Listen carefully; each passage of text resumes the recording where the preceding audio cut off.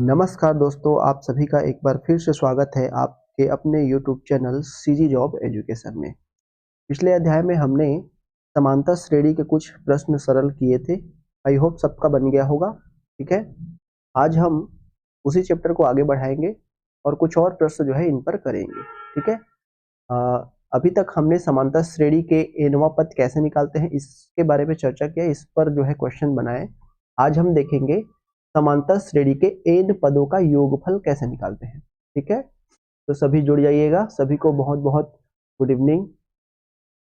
चलिएगा, आज हम देखेंगे समांतर श्रेणी का जो है योगफल कैसे निकालते हैं। ठीक है, मैंने क्वेश्चन नंबर 7 तक सबको बता दिया था। ठीक है, तो आज हम पढ़ेंगे समांतर श्रेणी का जो है योगफल हम कैसे निकालते हैं। समांतर श्रेणी के एन पदों का योगफल। ठीक है, समांतर श्रेणी के एन पदों का योगफल। फॉर्मूला मैंने बताया था स्टार्टिंग में, जैसे जब क्लास स्टार्ट हुआ था, है ना। क्या होता है समांतर श्रेणी के एन पदों का योगफल को डिनोट करते हैं एस से। तो एस एन बराबर हो जाएगा N upon two A plus N minus 1 into D होता है। ठीक है, जहां पे एस एन क्या है, जहां पे एस एन आपका एन पदों का योगफल। ठीक है भाई, जहां पे एस एन क्या है, एन पदों का योगफल, और ए क्या है, ए है हमारा प्रथम पद। ठीक है, समांतर श्रेणी का प्रथम पद ए है, और डी क्या है, इसका सार्वानुपात या सार्वांतर भी कहते हैं इसको। ठीक है, क्या है इसका सार्वांतर। ठीक है, और यहाँ पे एन, एन क्या है, पदों की संख्या। एन क्या है, पदों की संख्या। तो जो नोट नहीं किए होंगे फॉर्मूला को एक बार नोट कर लीजिएगा। ठीक है, ये हो गया समांतर श्रेणी के एन पदों का योगफल। ठीक है दोस्तों, अब जरा यहाँ पे एक चीज और ध्यान दीजिएगा। ठीक है, ये हो गया हमारा एस एन बराबर N upon two A plus N minus 1 into D. अगर अगर समांतर श्रेणी में मुझे प्रथम पद और अंतिम पद दिया हुआ है ना, अगर हमको केवल प्रथम पद और अंतिम पद दिया हुआ है, तब एन पदों का योगफल क्या होता है, एन अपॉन टू तो रहेगा ही। ठीक है, यहाँ पे क्या हो जाएगा, ए प्लस एल हो जाएगा। यहाँ पे ए क्या है, प्रथम पद है। ए क्या है आपका प्रथम पद। ठीक है, ए क्या है आपका प्रथम पद, और एल, एल जो है वो क्या हो जाता है, अंतिम पद। ठीक है, एल क्या हो जाता है आपका लास्ट टर्म, अंतिम पद। तो ये ध्यान दीजिएगा। ठीक है, ये इसी फॉर्मूले से आता है ना, क्योंकि हमारा एन पदों का योगफल, क्योंकि हमारा जो अंतिम पद है ना, अंतिम पद हम कैसे निकालते हैं, A plus N minus 1 into D. ये हमारा अंतिम पद निकालने का फॉर्मूला है ना भाई। तो इसी को देखिए, यहां से अगर हम करते हैं ए प्लस ए, तो ये 2a होता है ना। तो a को इधर हटा दिए अपन, इसमें से 2a में से एक a को इधर हटा दिए और इतने को पूरा लिख लिए। तो पूरा इतने का मान हमारा l हो जाएगा और ये एज हो जाएगा। तो यहीं से ये फॉर्मूला बनता है एस एन बराबर N upon two A plus L. तो इसको याद रखने वाली बात नहीं है ना, आसानी से याद हो जाएगा आप लोगों का। ठीक है दोस्तों, चलिएगा अब हम प्रश्न की तरफ बनते हैं। कैसे कैसे क्वेश्चन जो है पूछे जाते हैं, प्रीवियस ईयर भी करेंगे अपन, जो आपके स्टेट वगैरह में एक पूछा गया था, है ना, वो सब भी करेंगे अपन। चलिएगा, कुछ इंपॉर्टेंट क्वेश्चन भी करेंगे। देखिए क्वेश्चन नंबर 8 सबको स्क्रीन में दिखाई दे रहा होगा, एक बार ध्यान दीजिएगा यहाँ पे। चलिएगा, क्या लिखा है क्वेश्चन में एक बार पढ़ लेते हैं। यदि समांतर श्रेणी का 11वां पद पहले पद से 90 कम है, यदि दूसरा पद 99 है, तो तीसरा पद ज्ञात कीजिए। ठीक है, ये वाला आपके पहले एन पदों का योगफल का नहीं है। ठीक है, ये वाला समांतर श्रेणी का ही क्वेश्चन है, तो इसको बना लेते हैं अपन। ठीक है, उसके बाद फिर एन पदों का योगफल वाला देखेंगे अपन कैसे क्वेश्चन पूछते हैं। देखिएगा क्या दिया है, यदि समांतर श्रेणी का 11वां पद पहले पद से 90 कम है ना। तो आप सभी जानते हैं समांतर श्रेणी का एनवा पद का फॉर्मूला होता है हमारा A plus N minus 1 into D.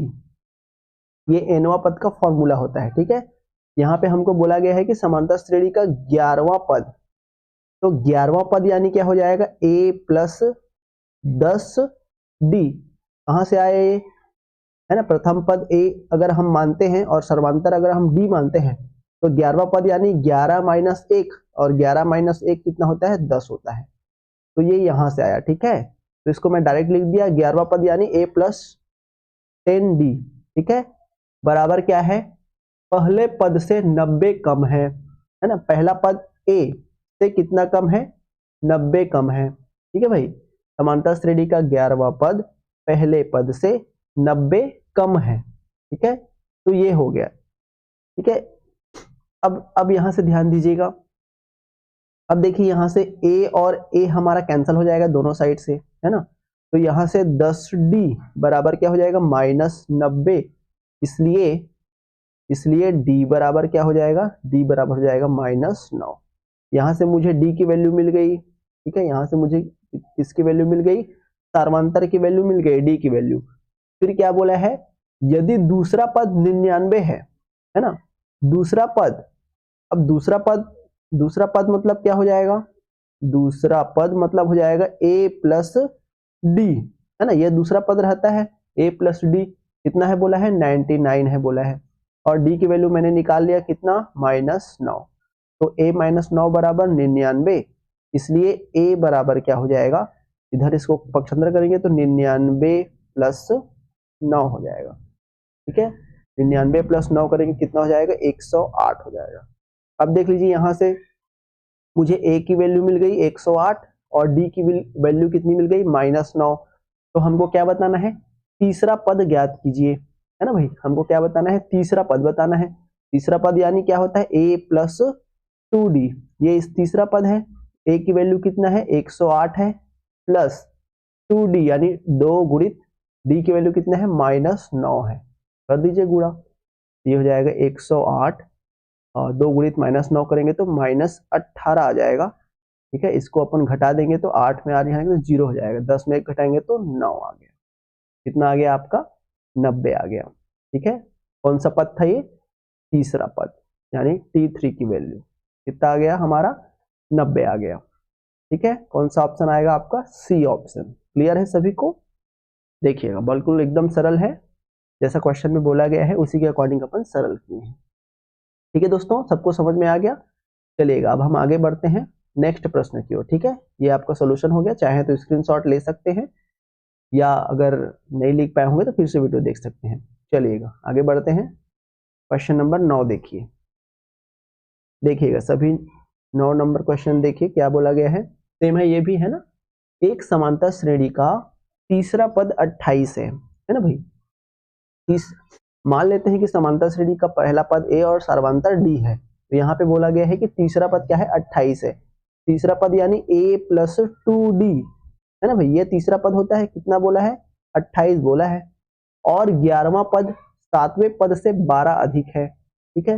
ये हमको एक समीकरण मिल गई, ठीक है। पहला तीसरा पद 28 दिया है, ठीक है। फिर बोला है कि एवं 11वां पद 7वें पद से 12 अधिक है।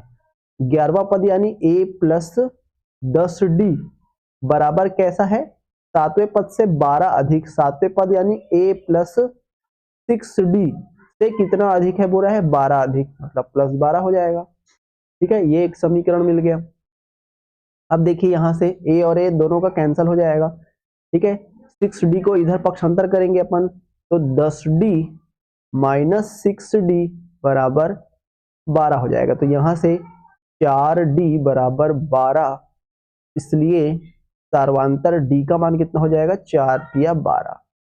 तो इन समीकरण से अपन क्या कर लिए, d का वैल्यू निकाल लिए। अब इसको अपन समीकरण 1 में रख देंगे, तो 1 में रखेंगे तो a प्लस 2d, d का मान कितना है, 3 है, बराबर कितना दिया है, 28 दिया है। तो यहां से a बराबर कितना हो जाएगा, 28, यहां से 3 दूनी 6, -6 कर देंगे, इसको इधर पक्षांतर कर देंगे तो a की वैल्यू कितनी हो गई, यहां से 22 हमको प्राप्त हो गई, ठीक है। a की वैल्यू कितनी मिल गई हमको, 22 मिल गई। अब हमको बताना क्या है, 20वां पद। अब हमको a पता चल गया और सर्वांतर d पता चल गया, तो हम निकाल सकते हैं आसानी से। 20वां पद निकालना है मतलब T20 का मान हमको निकालना है। 20वां पद यानी a प्लस 19d हो जाएगा, ठीक है। तो पहला पद हमने कितना निकाले, 22 निकाले, प्लस 19 गुणित सार्वांतर d यानी 3 हो जाएगा।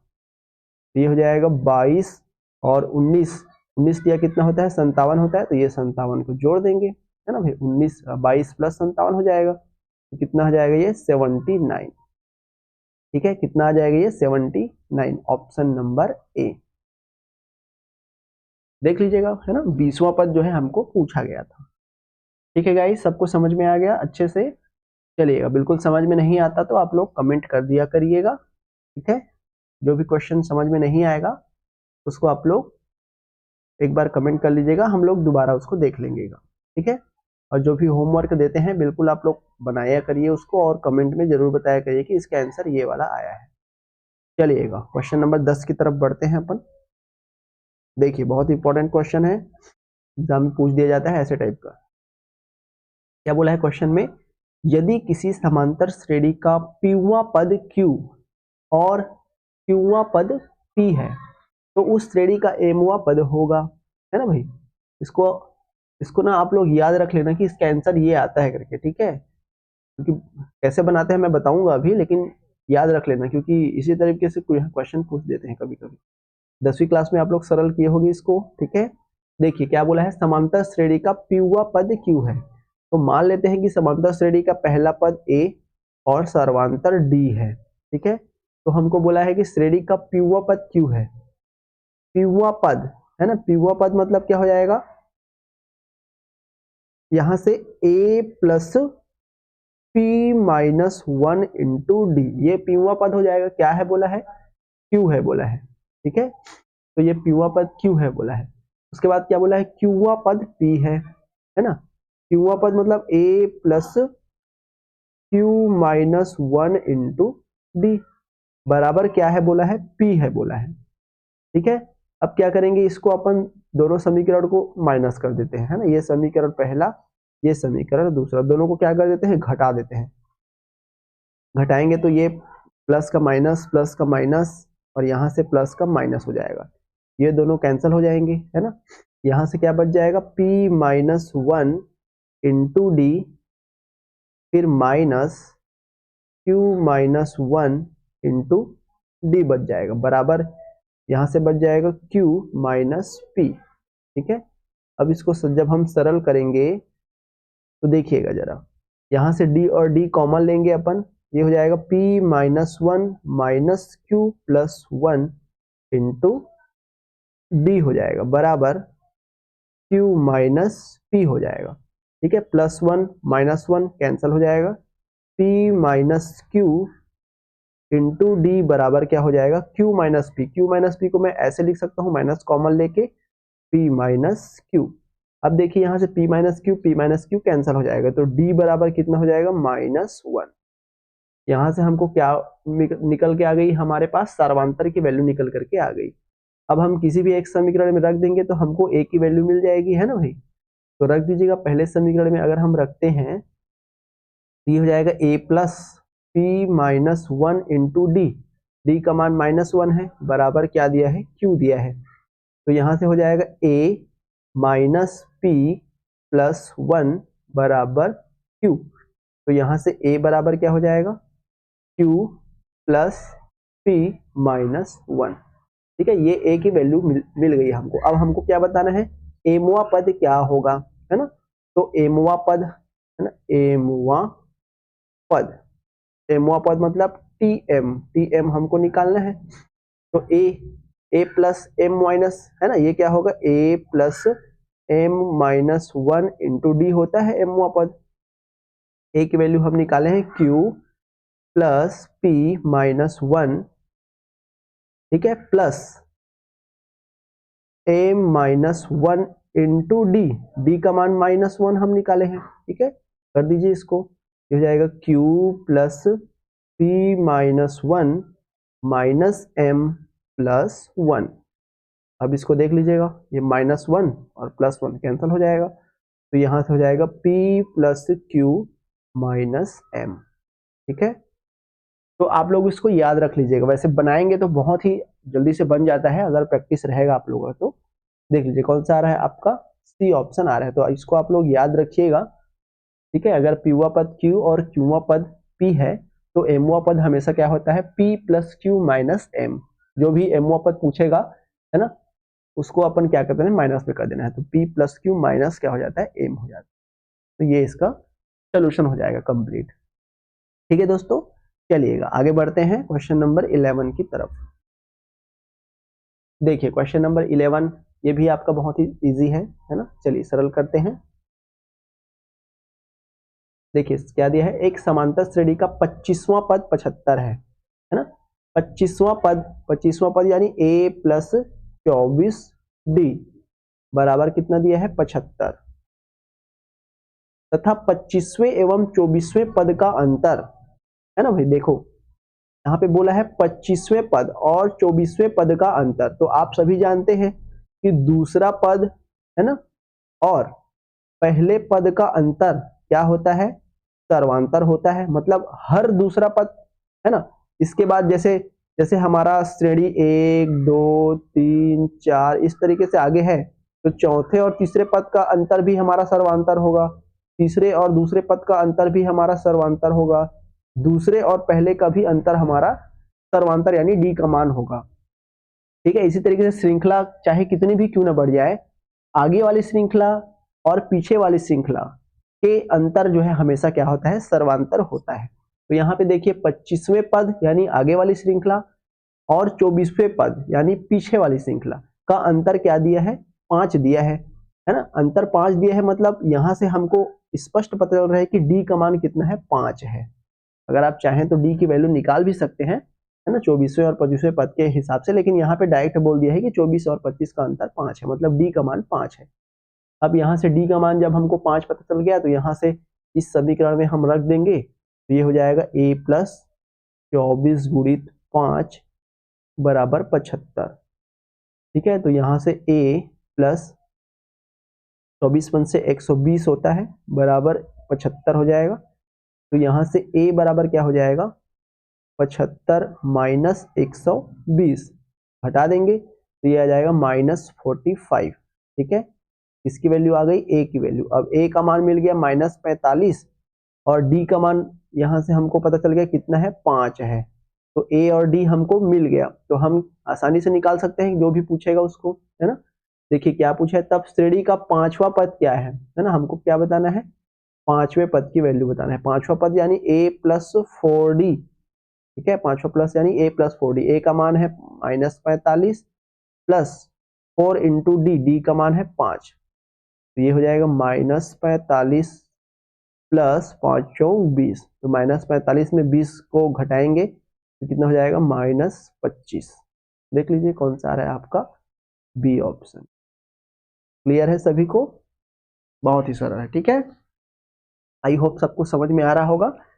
चलिएगा आगे बढ़ते हैं क्वेश्चन नंबर 12 की तरफ। देखिए क्वेश्चन नंबर 12 भी सेम टू सेम है ना। यदि श्रेणी का चौथा पद 14 और 12वां पद 70 है तो पहला पद ज्ञात कीजिए। तो आई होप कि सबका ये बन जाएगा, मैं इसको नहीं बता रहा हूँ, आप लोग प्रैक्टिस करिएगा, इसको होमवर्क समझ लीजिएगा। ठीक है, और कमेंट में जरूर बताइएगा कि क्या इसका आंसर आया। क्वेश्चन नंबर 12, ठीक है, क्वेश्चन नंबर 12 नोट कर लीजिएगा, स्क्रीनशॉट ले सकते हैं क्वेश्चन का, बाद में बना के आप लोग बिल्कुल कमेंट जरूर करिएगा। चलिए आगे बढ़ते हैं क्वेश्चन नंबर 13 की तरफ। देखिएगा यहाँ से हमारा स्टार्ट होता है n पदों का योगफल वाला क्वेश्चन। ठीक है, चलिए मैंने बता दिया था आपको n पदों का योगफल का क्या फॉर्मूला होता है, उसी को लगाएंगे अपन। ठीक है, चलिए सरल करते हैं। देखिए क्या बोला है क्वेश्चन में, एक समांतर श्रेणी में कितने पद हैं। देखो कितने पद, क्वेश्चन को सबसे पहला जरूरी रहता है क्वेश्चन को समझना, है ना। कितने पद बोला है, मतलब n की वैल्यू हमको पूछा है। ठीक है, n का मान हमको ज्ञात करना है।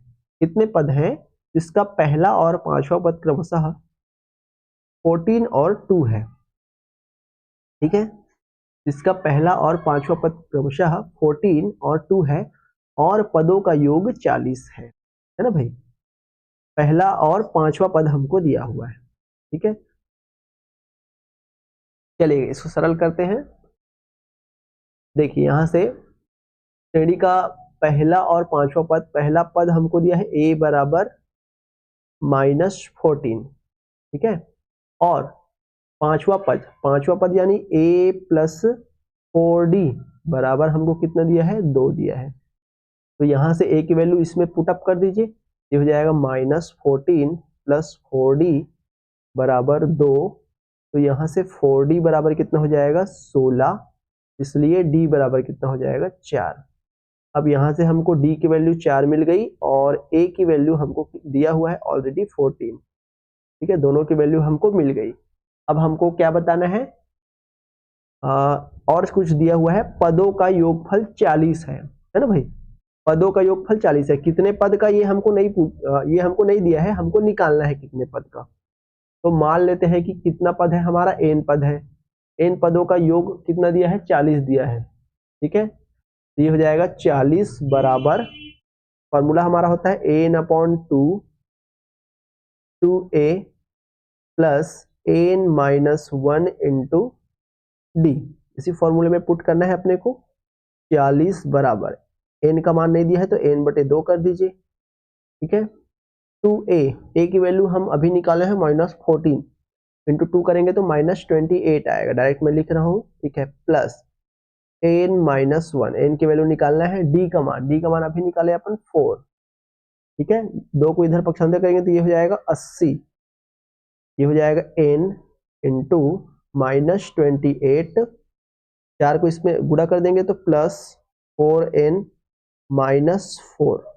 ठीक है, अब यहां से हो जाएगा ये 80 बराबर, ये हो जाएगा n इंटू, इसको करेंगे तो ये हो जाएगा 4n -32। ठीक है, अब अंदर में n का गुणा कर देंगे तो ये हो जाएगा 80 बराबर 4n स्क्वेयर -32n। अब सबको इधर पक्षांतर करेंगे अपन, 4 कॉमन ले लेंगे तो 4 कॉमन लेंगे और उसके बाद पक्षांतर करेंगे तो ये हो जाएगा n स्क्वेयर माइनस 4 अट्ठे 32, है ना, तो ये हो जाएगा 8n। ठीक है, उसके बाद इसको करेंगे तो -20 चौक 80, तो माइनस क्या हो जाएगा 20 हो जाएगा। ठीक है दोस्तों, बराबर इधर क्या बचेगा, कुछ नहीं तो 0। तो देखिए एक आपको समीकरण मिला है ना, वर्ग समीकरण आपको एक फाइंड हुई है। अब वर्ग समीकरण है, इसको अपने को क्या करना है, सरल करना है। तो बीच के भागों को 2 भागों में तोड़ते हैं। अभी मैंने गुणनखंड में आप लोगों को पढ़ाया था, है ना। ये हो जाएगा n स्क्वायर, अब 8 को तोड़ दीजिए, ये हो जाएगा 10n माइनस प्लस 2n। ठीक है, माइनस क्या हो जाएगा 20 बराबर 0। तो यहां से देख लीजिएगा, स्पष्ट पता चल रहा है n माइनस 10 आ रहा है और यहां से n प्लस 2 आ रहा है। ठीक है, तो यहां से n बराबर 2 वैल्यू निकल रहा है, एक तो 10 और एक -2। ठीक है, 2 वैल्यू यहां से फाइंड आउट हो रही है। और आप सभी जानते हैं कि पदों का जो संख्या है ना, पदों की जो संख्या है वो हमेशा पॉजिटिव में होती है, नेगेटिव में कभी नहीं होती, है ना भाई। -2 पद थोड़ी होंगे किसी में, तो इसलिए हमको क्या करना है, इसको जो है नेग्लेक्ट कर देना है। तो n बराबर क्या हो जाएगा, हमारा फाइनल आंसर 10 हो जाएगा। इसलिए पदों की संख्या क्या हो जाएगी, 10 हो जाएगी। बी आपका सही जवाब होगा। ठीक है दोस्तों, इस तरीके से अपन जो है सरल करते हैं। चलिएगा आगे बढ़ते हैं क्वेश्चन नंबर 13 की तरफ। ठीक है, सबको समझ में आ गया, जैसा क्वेश्चन में दिया है उसके अकॉर्डिंग अपन बनाते गए हैं, आसानी से बन जाएगा। चलिएगा आगे बढ़ते हैं क्वेश्चन नंबर 14 की तरफ। देखिए बहुत ही इंपॉर्टेंट क्वेश्चन है, आपके प्रीवियस ईयर क्वेश्चन जो है में पूछा गया था, है ना, प्रीवियस ईयर में पूछा गया था टेट में। तो ये आपका इंपॉर्टेंट क्वेश्चन है। क्वेश्चन नंबर 14 देखिए क्या बोला गया है। Sn बराबर हमको दिया हुआ है, Sn बराबर n स्क्वेयर प्लस 2n।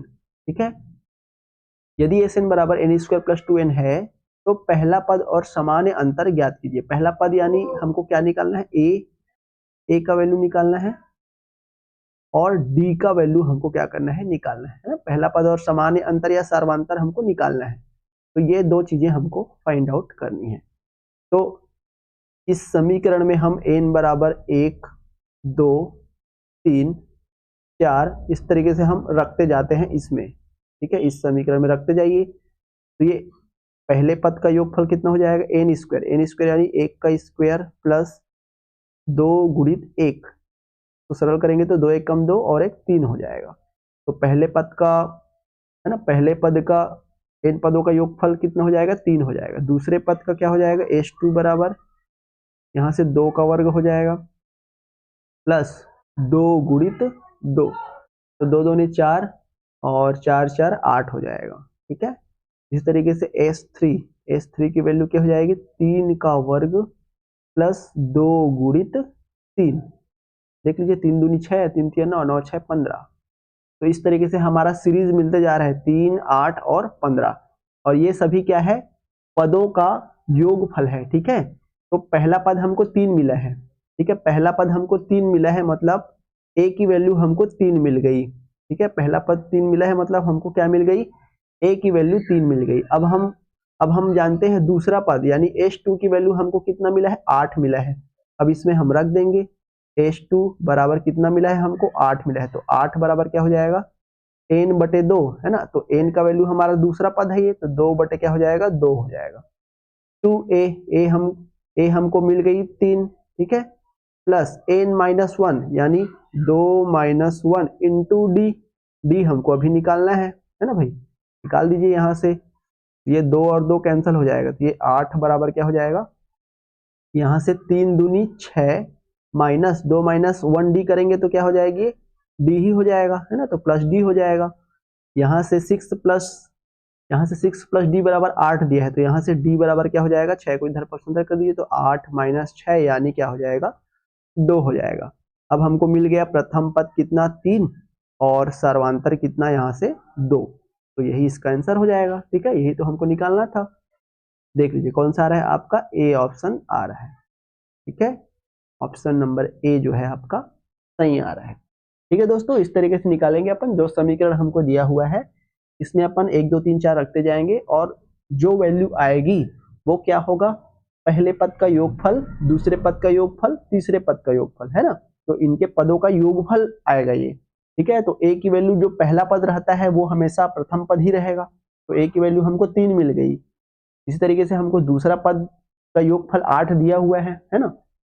उसके बाद दूसरे पद को अपन जब हम फॉर्मूले से कंपेयर किए तो हमको क्या मिल गया, सर्वांतर की वैल्यू जो है निकल करके आ गई। ठीक है, तो इस तरीके से बनाएंगे। चलिएगा आगे बढ़ते हैं अपन क्वेश्चन नंबर 15 की तरफ। देखिएगा, ये भी बहुत इजी है ना। समांतर श्रेणी का प्रथम पद 22 और अंतिम पद 11 है। तो यदि इसका योग 66 है तो श्रृंखला में पदों की कुल संख्या जो है ज्ञात कीजिए। देखो, समांतर श्रेणी का प्रथम पद 22 है, प्रथम पद 22 यानी a का मान कितना दिया है, 22 दिया है, और अंतिम पद 11 है। अंतिम पद यानी l की वैल्यू कितना दी गई है, -11। यदि योग, पदों का योग है ना, मतलब Sn की वैल्यू हमको कितना दिया गया है, 66 दिया गया है, तो श्रृंखला में पदों की संख्या जो है ज्ञात कीजिए, मतलब n की वैल्यू हमको निकालना है। अब हम जानते हैं Sn बराबर, यदि हमको प्रथम पद और अंतिम पद दिया है तो उसका फॉर्मूला मैंने बताया था कि Sn बराबर क्या हो जाता है, n/2 a प्लस l हो जाता है ना भाई। इसका मान हमको 66 दिया है। ठीक है, 66 पदों का योगफल दिया है, n हमको पता नहीं है, n निकालना है, तो n बटे 2 a की वैल्यू हमको दिया है 22। ठीक है, और l की वैल्यू हमको दिया है -11, तो ये हो जाएगा 22 माइनस 11, n बटे 2 गुणित 22 पे 11 घटाएंगे तो 11 आ जाएगा। ठीक है, बराबर क्या हो जाएगा, 66 बराबर आ जाएगा, तो 11 एकम 11, 11 छक्को 66, 2 को इधर पक्षांतर करेंगे तो गुणा हो जाएगा, तो n बराबर क्या हो जाएगा, 2 गुणित 6 यानी 12। ठीक है, देख लीजिए कौन सा आ रहा है आपका, बी ऑप्शन आ रहा है। ठीक है दोस्तों, देखिए बी ऑप्शन आ गया आपका, n बराबर 12। तो इस तरीके से बनाएंगे अपन, बहुत ही सरल था। चलिएगा आगे बढ़ते हैं क्वेश्चन नंबर 16 की, और आज का लास्ट क्वेश्चन। ठीक है, चलिएगा